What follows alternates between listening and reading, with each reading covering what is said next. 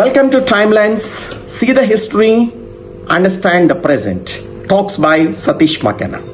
ఈరోజు నేను మీ ముందుకు తీసుకొస్తున్న మరో చారిత్రక నేపథ్యం కలిగిన అద్భుతమైన ఘట్టం 150 ఏళ్ల వందే మాతర గేయం. వందే మాతరం అనే పదం ఒక సామాన్యమైన పదం కాదు. కోట్లాది మంది భారతీయుల హృదయాలను కదిలించి భారత స్వాతంత్ర సమరం వైపు ముందుకు తీసుకెళ్లిన ఒక అద్భుతమైనటువంటి మంత్రం. ఇది 1876 సంవత్సరంలో బంకిం చంద్ర చటోపాధ్యాయ అనే ఒక మహాకవి రాసినటువంటి ఒక బెంగాలీ గీతం. దీన్ని ఆయన మాతృస్తుతి అనే పేరుతో భారత మాతను తల్లిగా ఊహిస్తూ రాసినటువంటి గేయం. అయితే ఇది ఆనందమఠ్ అనే నవలలో ఆయన అంతర్భాగంగా పెట్టారు. కానీ 1876లో ఈ గేయాన్ని రాసినప్పటికీ ఆనందమఠ్ నవల మాత్రం 1882లో ప్రచురణకు నోచుకుందన్న విషయాన్ని మనం గుర్తించాల్సినటువంటి అవసరం ఉంది. అయితే ఈ ప్రధానంగా దీని నేపథ్యం ముందుకు వెళితే బ్రిటిష్ వాళ్ళు భారతదేశ ఆక్రమణల్ని పెంచడం కోసం వాళ్ళు చేసినటువంటి ఘోర తప్పిదాల్లో ఒక తప్పిదం బెంగాల్ని విభజించాలని. బెంగాల్ అంటే ఆ రోజుల్లో బెంగాల్, బీహార్, ఒరిస్సా, అస్సాం ఈ నాలుగిటిని కలిపి నాటి బెంగాల్ రాష్ట్రంగా పిలిచేవారు. అయితే దురదృష్టవశాత్తు 1874లో మొట్టమొదటిగా బెంగాల్ నుంచి అస్సాంని విడదీసి కుట్రని వాళ్ళు చేయగలిగారు.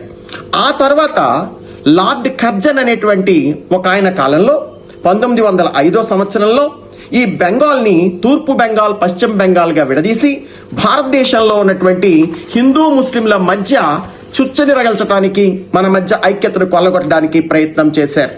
అయితే 1876లో రాయబడినటువంటి ఈ గేయం 150 సంవత్సరాలు పూర్తి చేసుకోవడం ప్రతి భారతీయుడి వారసత్వ సంపదగా భావిస్తున్నటువంటి ఒక ఉద్వేగపూరితమైనటువంటి సమయం ఇది.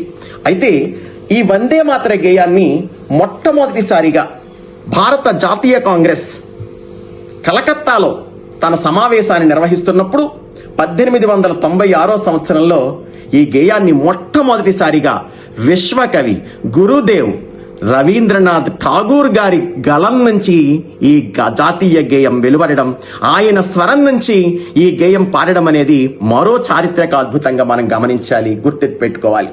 అయితే జనవరి 24, 1950 సంవత్సరంలో భారత రాజ్యాంగ సభ వందే మాతర గేయాన్ని జాతీయ గేయంగా నిర్ణయించింది.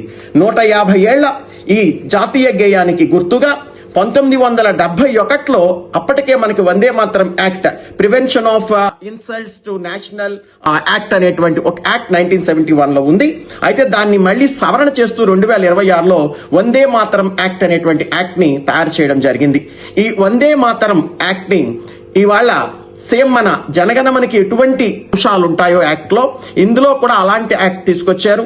అనవసరంగా వందే మాతర గేయాన్ని దూషించడం గాని, దాన్ని మధ్యలో ఆపడం గాని, వందే మాతర గేయాన్ని ఉద్దేశపూర్వకంగా కించపరచడం గాని చేస్తే జైలు శిక్ష 3 సంవత్సరాల వరకు పడే అవకాశం ఉంది.